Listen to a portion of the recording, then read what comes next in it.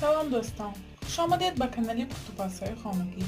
ما امروز همراه یک نمود کروسان ورقین عجایب با لذت تیار میکنیم. محصولات به ما لازم است 600-700 گرم آرد، 200 میلی لیتر شیر، 200 میلی لیتر آب شیرگرم، یک قاشق نمک، 10 گرم دراش، 2 دانه تخم، 3-4 قاشق شکر و 2 قاشق مسله لازم است. ما آرد با کاسه گرفتیم. اکنون من شیر، آب، نمک، دراش، شکر،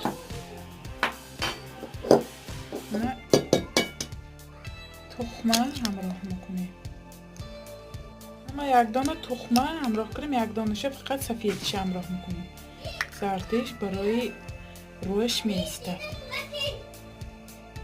همیشه می مابینش آمیخته کرد. کرم 5-6 دقیقه باوش پشت میمانیم. من خمیری ما هم 10 دقیقه ایستاد که من همین مسله ملایمه 2 قاشق همراه کرده همیشه خمیر میکنیم.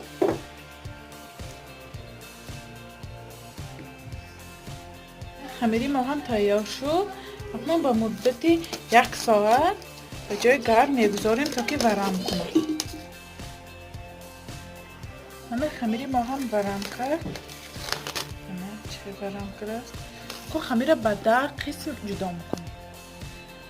من به 10 قسمی برابر جدا کرد زبالچه گرفتم. اکنون من بالشو پشته هر یکش میگشویم. ما هر یکش تونوق میگشویم.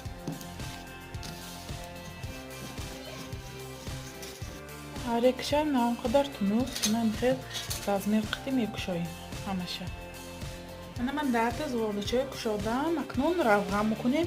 من مسله آب کردیم نیم. من ملایم شد حرارت خانه به اکو هر یک قبطشه من این روغنی ملایمه میمالیم. برای چی من آب نکردم؟ همین روغنی ملایمه مالیم. هر یک قبطش وقتی من تفتان بماندگینده وقتی پختننده آب شده برای من ورقش کشادن یاردم میکنه.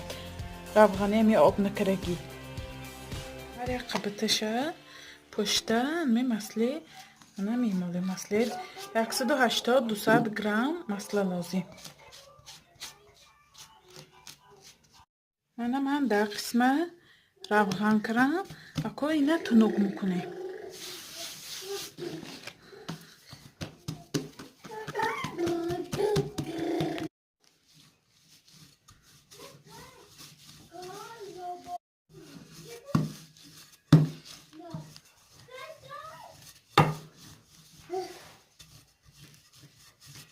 من تونوق کردم. اکنون من جدا میکنیم مثل رگاله میبریم تقسیمی برابر میکنیم.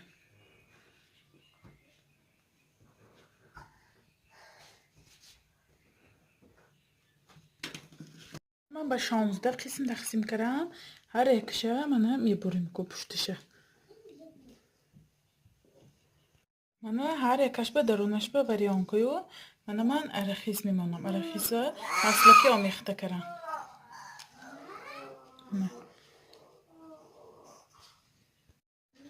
من شکلاتم گذاشتم به درونش.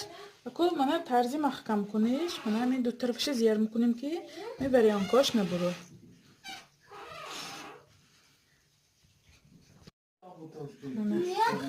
جای بریدگی مایا من همین چیز زیر میکنیم که بریانکه ماندگی ما نبرد. نه ایسته همیشه همین مثل رگالی میپیچونیم. من به لیست گرفتم. اکنون من با 1 دانه زرده تخم 1 قاشق شیر همراه کرده به رویش میمالیم.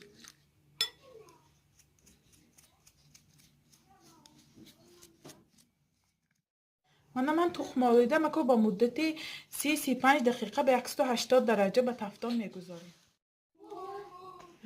کروسانی ما هم پختند. چگونه میبینید کروسانی ما هم بینید من ورقینی عجایب پخته. نه درونشم بینیم به نهایت ملایمی، نه ورقی. درونش چقدر پخته است. نه شما هم حتما برای نزدیکان خود تیار کنید. کانال ما را دستگیری کنید، پادپیساتی کنید و یار و دوستان را دعوت کنید.